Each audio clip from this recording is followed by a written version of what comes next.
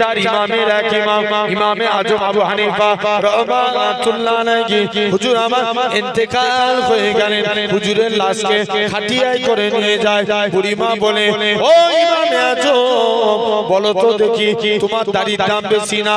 ও ইমামে আজমের ভক্তরা, আমরা ইমামে আজমের লাশটাকে খাটিয়ায় করে নিয়ে যেতে দেব না, কেননা ইমামে আজম আমার একটা উত্তর দিয়ে যাক, তবে আমি লাশ নিয়ে যেতে দেব। ইমামে আজমের লাশকে লক্ষ্য করে বুড়িমা প্রশ্ন করে, ও ইমামে আজম বলো তো দেখি তোমার দাড়ির দাম বেশি না ছাগলের দাড়ির দাম বেশি? ও যুবকেরা, ও বামনের মানুষেরা, আল্লাহ পাকের ননি ইমামে আজমের লাশের ভিতর থেকে আওয়াজ আসে, ও ইমামে আজম বলে, ও বুড়িমা তোমার ছাগলের থেকেও আমি ইমামে আজম আমার দাড়ির দাম খানা অনেক বেশি, কেন তুমি এটা তো প্রথমেই বলতে পারতে? ইমামে আজম বলে, বুড়িমা তখন আমি মনে মনে ভাবলাম আমার মরণটা যদি ইমানের সঙ্গে নসিব না হয়, আমার দাড়ি নামাজ রোজা কোনো কাজে লাগবে না। এই জন্য আমার আল্লাহ পাক আমার মরণটা ইমানের সঙ্গে নসিব করেছে, এই জন্য আমার দাড়ির দাম বেশি। সেই ইমামে আজমকে চতুর্থ নম্বর প্রশ্ন করা হলো, তোমাদের নবী যে মিরাজে গিয়েছিল, প্রথম আসমান ভেদ করে আরশে মুআল্লায় গিয়েছিল, প্রথম আসমানের কোন গেট ভেদ করে আরশে মুআল্লায় গিয়েছিল? ইমামে আজম বলে, বুড়িমা শুনে রেখে দাও। আমাদের ইমামে আজম বলে, ও বুড়িমা এরকম ভাবে ওই ইহুদির পণ্ডিত শুনে রেখে দাও, অনেকদিন যদি একটা ডিমকে রাখা হয়, ডিমের মধ্যে বাচ্চা বেরোনোতে গেলে যেমন কোনো গেটের প্রয়োজন হয় না, অনুরূপ ভাবে আমার আল্লাহ যেদিক দিয়ে ইচ্ছা করেছে আমার রাসূলুল্লাহকে প্রথম আসমান থেকে আরশে মুআল্লায় পাঠিয়ে দিয়েছে। ও যুবকেরা, আল্লাহ পাকের ওলি ইমামে আজম এরকম ভাবে চারটে প্রশ্নের উত্তর দিয়ে দিলেন। ইহুদির পণ্ডিতেরা বলে, ও ইমামে আজম হুজুর বিয়াদবি মাফ করে, হুজুর আপনার খাতখানা বাড়িয়ে দেন, আজকে দিনে আমরা ইমানে কালেমা পড়ে মুসলমান হয়ে গেলাম। তাহলে আজ আপনাকে আমাকেও ভাবা লাগবে সোনার ভাইরা, তাহলে চিন্তা করে দেখেন আজকে সেই নবিয়ানা মাহফিলে বসেছি, তাহলে ইনারা নবী চিনেছিলেন। দেখেন আল্লাহর নবীর একজন সাহাবী যিনার নাম ছিল হযরতে সাদ, কি নাম বলুন? সাদ। খুব কালো রঙের দেখতে ছিলেন। কি রঙের? কালো রঙের। নবীর কাছে একদিন যে বলছে, হুজুর আজকের দিনে আপনার কাছে এসেছি, হুজুর বিয়াদবি মাফ করেন, আমি কি আল্লাহর জান্নাতে যেতে পারবো না? আল্লাহ নবী বলছে, কে বলেছে বাবা?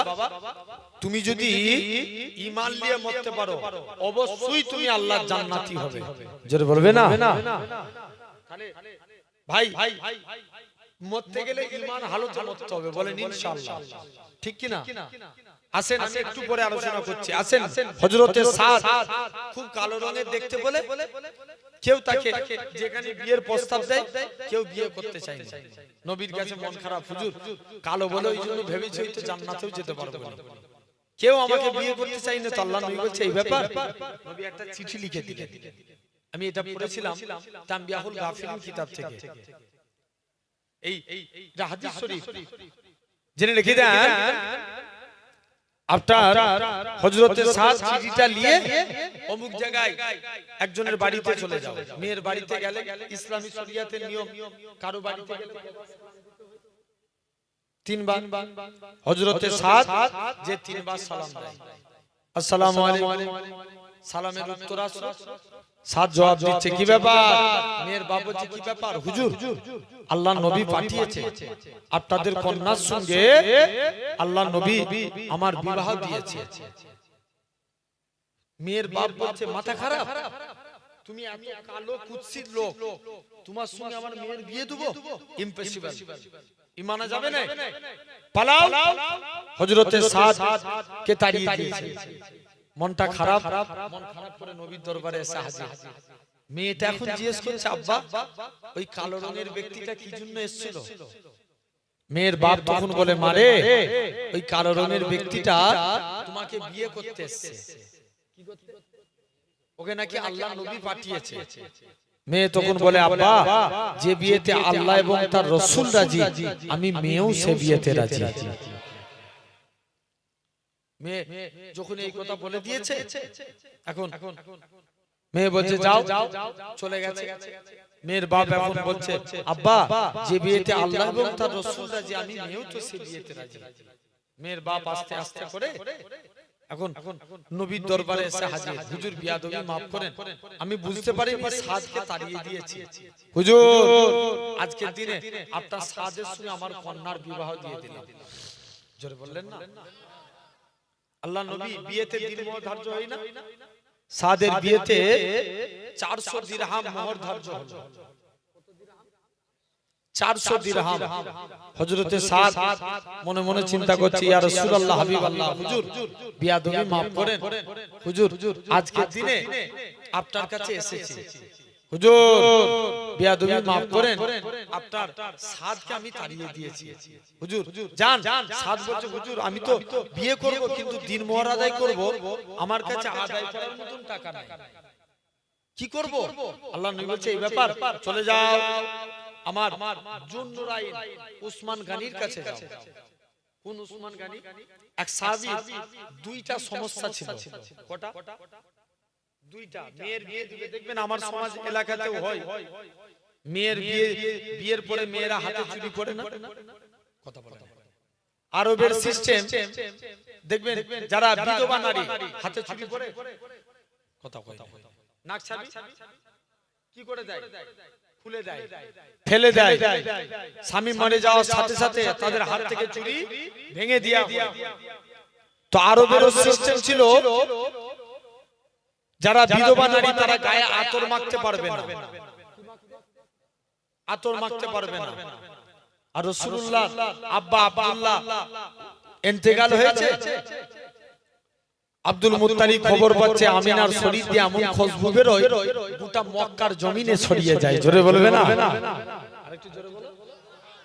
সবাই মিলে যে বলছে আব্দুল মুত্তালিব আর আব্দুল মুত্তালিবের স্ত্রী যে বলছে আমিনা তুমি কোথা থেকে খুশবু পাও?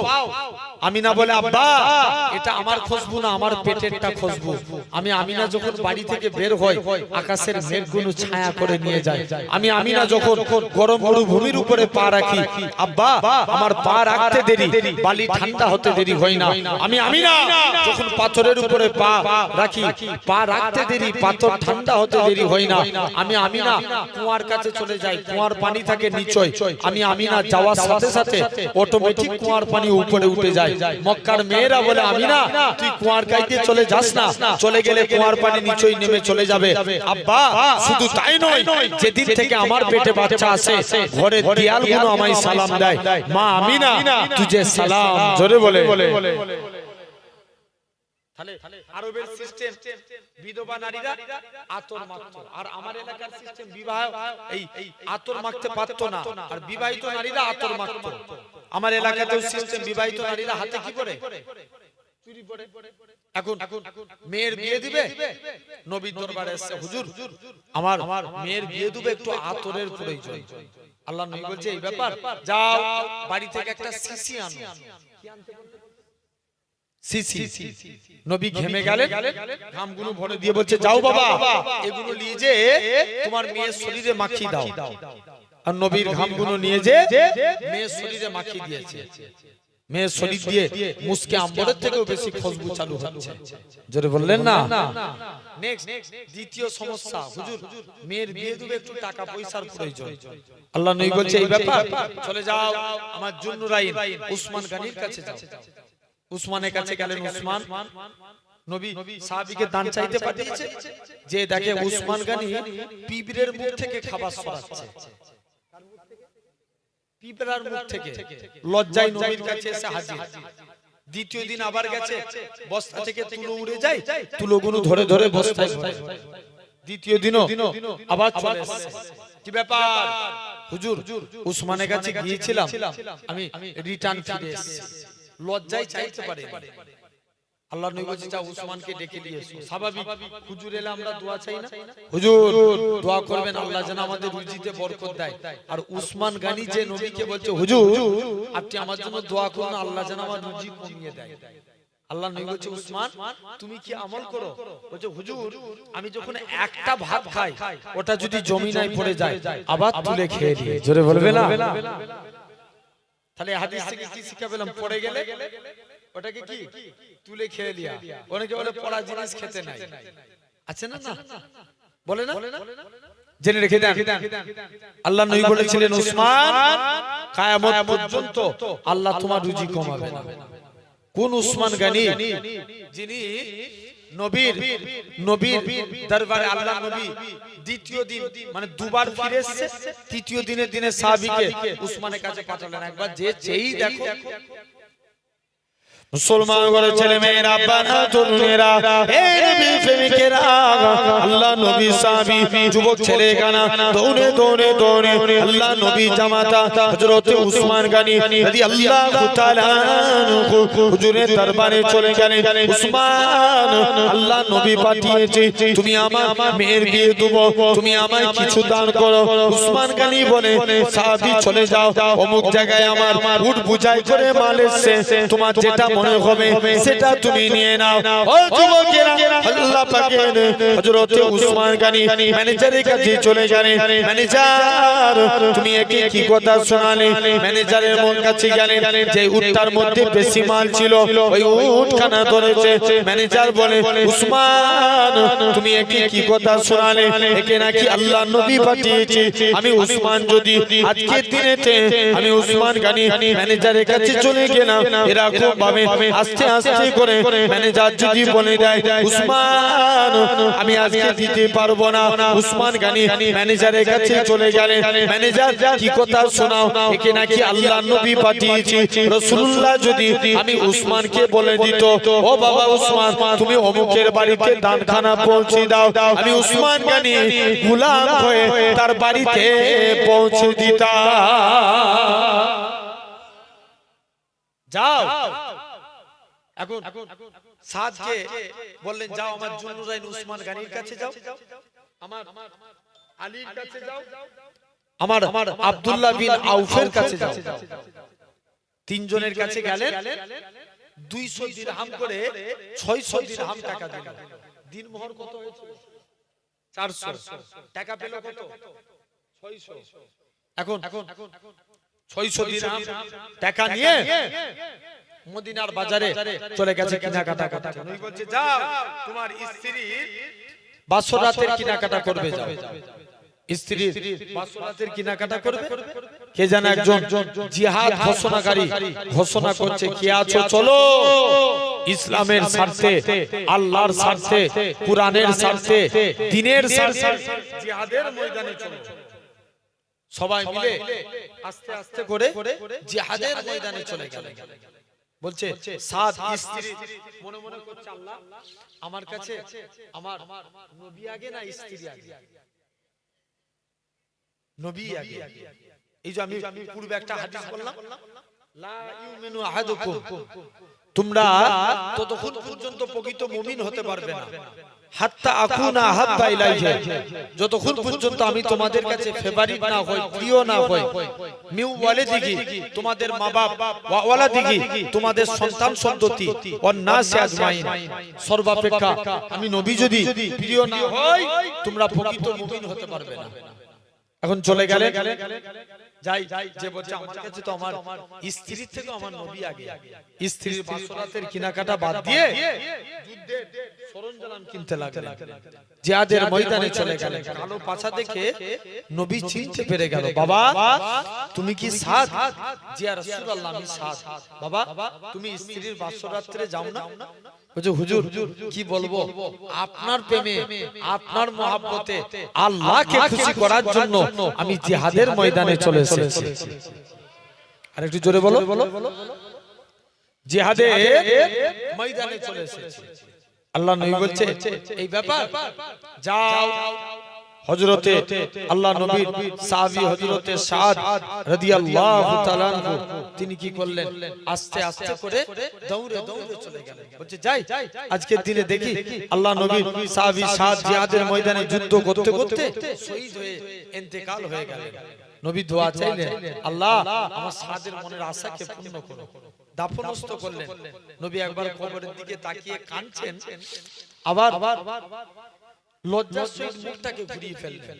সাহাবা হুজুররা জানতে চাইল, ইয়া রাসূলুল্লাহ, আপনার এই কান্না এবং হাসির কারণটা একটু জানতে চাই। মুসলমান ঘরের ছেলে মেয়েরা, বানা তরুণেরা, হে নবী প্রেমিকেরা, আল্লাহ নবী কি জানিয়েছিলেন? ও বাবা সাহাবীরা শুনে রেখে দাও, ও বাবা সাহাবীরা জেনে রেখে দাও, বাবারা শুনে রেখে দাও। আজকের দিনেতে আমি নবী কেন আমার সাথে কবরের দিকে তাকিয়ে তাকিয়ে আমি নবী কেন কাঁদতেছিলাম? কেননা আমার সাথে কবরটাকে আমার আল্লাহ পাক বেহেশতের গোলাপ ফুলে বাগান বানিয়ে দিয়েছে। তবে আর রাসূলুল্লাহ হাবিবাল্লাহ, হুজুর আপনি কেন লজ্জার সহিত মুখটাকে ঘুরিয়ে কেন আপনি আসতেছিলেন? আল্লাহ নবী বলে, ও বাবা সাহাবীরা, কেন না আমার সাথ কালো বলে দুনিয়ার কোন মেয়ে আমার সাথকে বিয়ে করতে চাইতো না। কেন না হযরতে বিলাল ছিল কালো, বিলাল কালো বলে সাহাবা হুজুরা বিলালের সঙ্গে মুসাফা করতো না, মুআনাকা করতো না। হযরতে বিলালের অন্তরে দুঃখ হতো, আল্লাহ আপনি আমায় কালো করেছেন বলে কেউ আমার সঙ্গে মুসাফা করে না, কেউ মুআনাকা করে না। ও যুবকেরা, ও বাগানের মানুষেরা, আল্লাহ নবী সাহাবী হযরত বিলাল রাদিয়াল্লাহু তাআলা আনহু হুজুর আমার দৌড়ে দৌড়ে আল্লাহ নবীর কাছে গেলেন। ইয়া রাসূলুল্লাহ, ইয়া রাসূলুল্লাহ। আল্লাহ নবী বললেন, ও বাবা বিলাল, তুমি কি জন্য কাঁদো? ও বাবা বিলাল, তোমার কি ব্যাপার বলো? হযরত বিলাল বলে, কেউ আমার সঙ্গে মুসাফা করে না। আল্লাহ নবী বলে, বাবা বিলাল, তুমি আজকের দিনে চলে যাও, একখানা খুরমা নিয়ে আসো। হযরত বিলাল একখানা খুরমা নিয়ে আসলেন। আল্লাহ নবী বলে, ও বাবা বিলাল, চলে যাও, চলে যাও, ওই খুরমা খানা অর্ধেক খুরমা তুমি খাও, বাকি অর্ধেক খুরমা খানা আমি নবী আমাকে দিয়ে দাও। হযরত বিলাল বাকি অর্ধেক খুরমা খানা আল্লাহ নবীকে দিয়ে দিলেন। আল্লাহ নবী বিলালের ঝুটা খানা খেয়ে বলে, ও বাবা বিলাল। হযরত বিলাল আল্লাহ নবী কদমে পড়ে যায়, ইয়া রাসূলুল্লাহ হাবিবাল্লাহ, হুজুর আপনার গোলাম আমি, হুজুর আপনার ঝুটা আমি খাবো, হুজুর আপনি আমার ঝুটা খাবেন। না না না না, এটা মানা যাবে না, এটা মানা যাবে না। ও যুবকেরা, আল্লাহ নবী বিলালের ঝুটা খানা কি সাহাবাদিওকে প্রমাণ করে দিয়েছিল, আমি রাসূলুল্লাহ আমার কালো বিলালকে কতটাই না মহব্বত করে থাকি। কোন বিলালের কথা বলি, আমার রাসূলুল্লাহ হযরত বিলাল, কোন বিলালের কথা বলি, আমার রাসূলুল্লাহ হযরত বিলাল উমাইয়ার কিনা গোলাম ছিল, বিলালকে আজাদ করে নিয়ে আসা হলো। বিলাল আজান দিত, কিছু এরকম ভাবে কিছু সাহাবীরা আল্লাহ নবীর দরবারে নালিশ করে, ইয়া রাসূলুল্লাহ হাবিবাল্লাহ, বিলালকে আজান দেয়া থেকে বরখাস্ত করে দেন, কেন না বিলালের কণ্ঠস্বর জড়িয়ে যায়, বিলালের গলা জড়িয়ে যায়। আল্লাহ নবী বলে, ও বাবা সাহাবীরা, ঠিক আছে। আল্লাহ নবী বিলালকে আজান দেয়া থেকে মানা করে দিলেন। পরের দিন বিলাল রাত্রে বাড়িতে চলে যায়, কারোর সঙ্গে কথা না বলে তাহাজ্জুদের টাইমে আমার আল্লাহর কাছে কেঁদে কেঁদে দোয়া চেয়েছিল, আল্লাহ পাক গলা দিয়ার মালিক তুমি, সম্মানের মালিক তুমি। আল্লাহ আজানের মধ্যে আশহাদু আন্না মুহাম্মাদুর রাসূলুল্লাহ সাল্লাল্লাহু আলাইহি সাল্লাম এটা যদি না বলতে পারি আমি বিলাল বুক ফেটে মারা যাব। পরের দিন ফজরের টাইম হয়ে যায়, মদিনার মসজিদে বিলাল আর আসে না, কে আজান খানা দিবে? আমার আল্লাহ পাক জিবরাইল আমিনকে পাঠিয়ে দিলেন, হে হযরত জিবরাইল, চলে যাও, চলে যাও, আমার রাসূলুল্লাহকে জানিয়ে দাও ওই কালো বিলালের আজানটাকে আমি আল্লাহ পাক কবুল করে নিয়েছি। কোন বিলালের কথা বলি, আমার রাসূলুল্লাহ হযরত বিলাল উমাইয়া এরকম ভাবে হযরত বিলাল কাবা শরীফে আল্লাহ নবী কাবাকে পুনর্নির্মাণ করলেন। হযরত বিলালকে কাবার ছাদে তুলে দিলেন, হে হযরত বিলাল, কাবার ছাদ উঠে যাও, কাবার ছাদ উঠে যে আজান দাও। হযরত বিলাল বলতে লাগি, ইয়া রাসূলুল্লাহ হাবিবাল্লাহ, কখনো মদিনা শরীফ থেকে কাবার দিকে মুখ করে আজান দিয়েছি, কখনো বাইতুল মুকাদ্দাসের দিকে মুখ করে আজান দিয়েছি। ইয়া রাসূলুল্লাহ হাবিবাল্লাহ, হুজুর আজকে আপনি আমি বিলালকে কাবার ছাদে তুলে দিয়েছেন, আমি কোন দিকে ফিরে আজান আজান দেব আমার রাসূলুল্লাহ কি বলেছিলেন হে হযরত বিলাল তুমি কি আমি নবী আমায় দেখতে পাচ্ছ না আমার দিকে ফিরে আজান দাও আমার রাসূলুল্লাহ কে আল্লাহ পাক কাবা বানিয়েছে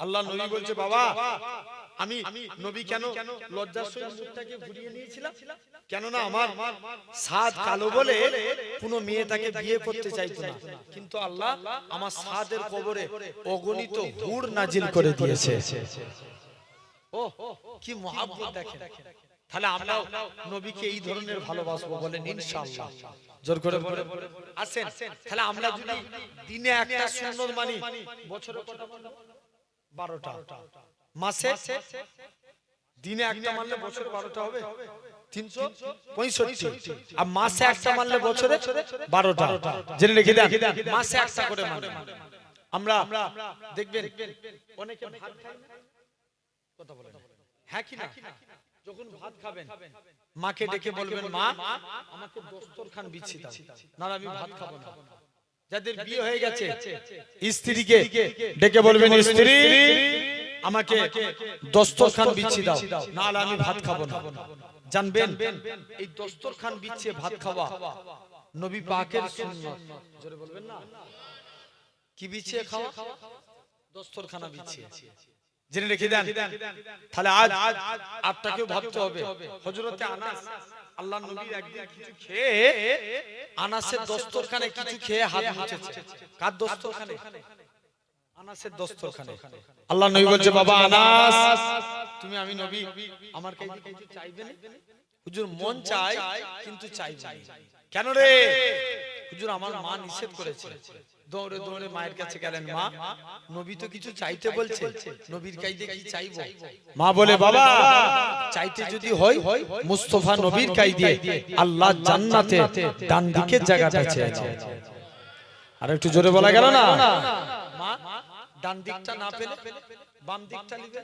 যাও নবীর কাছে চলে যাও মুসলমান ঘরের ছেলে মেয়েরা আব্বানা তরুণেরা হে নবী প্রেমিকেরা আল্লাহ নবী সাহাবী হযরতে আনাস রাদিয়াল্লাহু তাআলা আনহু হুজুর আমার দৌড়ে দৌড়ে আল্লাহ নবী হুজরা মুবারকি গেলেন ইয়া রাসূলুল্লাহ হাবিবাল্লাহ হুজুর ডান দিক চাইলাম এটা তো পেলাম না হুজুর বাম দিক চাইলাম এটা তো পেলাম না আল্লাহ জান্নাতে সামনের দিকে জায়গাটা চাই আল্লাহ নবী কি বলেছিলেন ও বাবা আনাস চলে যাও হুজুর ডান দিক চাইলাম বাবা এটা দেয়া যাবে না অন্য কাউকে দিয়েছি হুজুর বাম দিকটা দেন এটাও দেয়া যাবে না বাবা অন্য কারো হুজুর সামনের দিকে আল্লাহ নবী বলে বাবা আনাস আবারও চলে যাও আবারও আনাস মায়ের কাছে চলে গেলেন ও জনদুখী মা গো আল্লাহ নবী জান্নাতে আল্লাহ নবী ডান দিকে জায়গা চাইলাম এটা তো পেলাম না মা গো বাম দিকটা চাইলাম এটা তো পেলাম না নবী কি চাইবো মা বলে বাবা চাইতে যদি হয় মুস্তাফা নবী কাইদি আল্লাহ জান্নাতে সামনের দিকে জায়গাটা চাইলাম হযরতে আনাস বলে ইয়া রাসূলুল্লাহ হাবিবাল্লাহ ইয়া রাসূলুল্লাহ হাবিবাল্লাহ হুজুর ডান দিক চাইলাম এটা তো পেলাম না বাম দিক চাইলাম এটা তো পেলাম না আল্লাহ জান্নাতে সামনের দিকে জায়গাটা চাই আল্লাহ নবী কি বলেছিলেন ও বাবা আনাস মনে কষ্ট নিও নি বাবা মনে দুঃখ লিওনি আমি রাসূলুল্লাহ জানিয়ে দিলাম আল্লাহ জান্নাতে সামনের দিকে জায়গাটা আমি নবী তোমার জন্য রেখে দিয়েছি আরেকটু জোরে বলবে না কোন দিকের জায়গা সামনের জায়গা সে আনাস বলে আমি দস্তরখান কোনদিন পানি দিয়ে ধুতাম যখনই ময়লা হতো আগুনে ফেলতাম কাপড় আগুনে ফেললে কি হবে জোরে বলো পুড়ে যাবে আনাস বলে আমি যখনই দস্তরখান ময়লা হতো আগুনে ফেলে দিতাম আগুন থেকে তুলে নিতাম দস্তরখান পরিষ্কার সাহাবারা বলে আনাস তুমি জাদু শিখলে কোথায় বলে এটা জাদু না এটা মুস্তাফা নবীর হাতের ছোঁয়া আর একটু জোরে বলা গেল না কার হাতের ছোঁয়া নবীর হাতের ছোঁয়া তাহলে সেই নবীকে আমরা অন্তর থেকে ভালোবাসবো বলো ইনশাআল্লাহ জোর করে বলো জেনে রেখে দেন সোনার ভাইরা, আব্বারা, তরুণেরা, তাহলে কাজে কাজী আপনাকে আমাকে আল্লাহ কবুল করে নেন। তাহলে আমরা যখন ভাত খাবো কি বিছিয়ে? দস্তরখানা, বলেন ইনশাআল্লাহ। এগুলো তো জীবদ্দশাই ঘটেছে। নবী একদিন, নবী কত মাকামওয়ালা নবী পেয়েছি দেখেন, সেই নেতা আপনি আমি পেয়েছি। আল্লাহ নবী একদিন ইস্তেঞ্জা করবে, ইবনে আব্বাসকে ডাকছে, বাবা আব্বাস যাও না, ওই যে দূরে ঝাউ গাছগুলো আছে ওই গাছগুলোকে আমি নবী আমার কাছে ডাকো। ইবনে আব্বাস গাছের কাছে চলে গেছে, গাছ আল্লাহ নবী তোমায় ডাকছে। কে ডাকে? আল্লাহ নবী। গাছ আসবে? আসবেই তো। কত মাকাম দেখেন। আমরা আল্লাহ বলছে আমি সব নবীর একটা করে গুণ দিয়েছি, যাও আমার হাবিবের মধ্যে 20টা নবীর গুণ ভরে দিয়েছি। জোরে বলে 20টা। এক নাম্বার গীত গুণে আতুহু খুলুকা আদম মারিফাতা সিস সুজআতা নূহ খুল্লাতা ইব্রাহিম লিসানা ইসমাঈল রেদা ইসহাক ফাসাহাতা সালেহ হিকমাতা লূত বুসরা ইয়াকুব জামালা ইউসুফ সাবরা ইউব তুআতা ইউনুস জিহাদা ইউসা সাউতা দাউদ হাব্বা দানিয়াল ওয়াকারা ইলিয়াস জুহুদা ঈসা কুওয়াতা মূসা হাইবাতা সুলাইমান ওয়া ইলমাল খিজির। এই 20টা নবীর গুণ আমার মুস্তাফার মধ্যে দিয়ে দাও। জোরে বলে কটা নবী? 20টা নবী। যাও, আল্লাহ এত গুণ দিয়েছে। আল্লাহ নবী, আল্লাহ বলছেন কুওয়াতা মূসা, মূসা নবীর ক্ষমতা আমার নবীর মধ্যে দাও। কার ক্ষমতা? মূসা নবীর ক্ষমতা ছিল, অনেক পাওয়ার ছিল। আল্লাহ বলছে যাও, মূসা নবীর ক্ষমতা আমার নবীর মধ্যে দিয়ে দাও। এখন নবীর কাছে মূসা নবী গেলেন, নবীর ক্ষমতা আল্লাহ, মূসা নবীর ক্ষমতা আমার নবীর মধ্যে দাও। দৌড়ে দৌড়ে আল্লাহ রাসূলের দরবারে। এখন আল্লাহর নবী দুজনের জন্য দোয়া চেয়েছিলেন, আল্লাহ তুমি রুকানাকে ইসলামে ফিরিয়ে দাও। কাকে? রুকানাকে। আল্লাহ তুমি রুকানাকে ইসলামে ফিরিয়ে দাও। আল্লাহর নবী রুকানাকে, আল্লাহ বলছেন হাবিব, হাবিব বলছে আল্লাহ তুমি রুকানাকে ইসলামে ফিরিয়ে দাও। রুকানার কাছে যে বলছে রুকানা তুমি কলেমা পড়বে, রুকানা বলছে মাথা খারাপ, এই কলেমাকে অত সহজ নয়। রুকানা পালিয়ে গেল। আবার দ্বিতীয় দিন গেছে, বলছে আমি কলেমা পড়তে পারি, শর্ত একটা। কি? আজকে আপনার সঙ্গে আমার লড়াই হবে, যদি আপনি আমায় হারাতে পারেন তবে আমি ঈমানের কালমা পড়ে মুসলমান হব। জোরে বলে নবী চ্যালেঞ্জকে অ্যাকসেপ্ট করে নিলেন। আর আল্লাহ কি বলছেন? মুসা নবীর ক্ষমতা কার মধ্যে দিয়েছেন? আমার হাবিবের মধ্যে দিয়েছেন। আল্লাহ নবী চ্যালেঞ্জকে অ্যাকসেপ্ট করে নিলেন। মুসলমান ঘরের ছেলে মেয়েরা, বানা তরুণেরা, হে নবীর প্রেমিকেরা, আল্লাহ নবীর সঙ্গে রুকানা যুদ্ধখানা শুরু হয়ে যাবে। হযরত আবু বকর চলে আসে, রুকানা দরকার হয় আমি আবু বকর আমার জীবন দিয়ে দেব, তথাপিও তুমি নবীর সঙ্গে লড়াই করো না। রুকানা বলে না না না না, এটা মানা যাবে না। এমন সময়টি দেখতে পাওয়া যায়, রুকানা আস্তে আস্তে করে বলে আল্লাহ নবীর সাহাবী রুকানা বলতে লাগি। রুকানা এমন সময়টি জানিয়ে দেয়, রুকানা এমন সময়টি বলে হুজুর তবে আজকের দিনেতে হযরতে ওমর যায় রুকানার কাছে, রুকানা আমি ওমর আমার সঙ্গে লড়াই করো, তথাপিও নবীর সঙ্গে লড়াই করো না। রুকানা বলে না না না না, এটা মানা যাবে না। ও যুবকেরা, আল্লাহ নবী সাহাবী রুকানার সঙ্গে আল্লাহ নবী যুদ্ধখানা শুরু হয়ে গেল।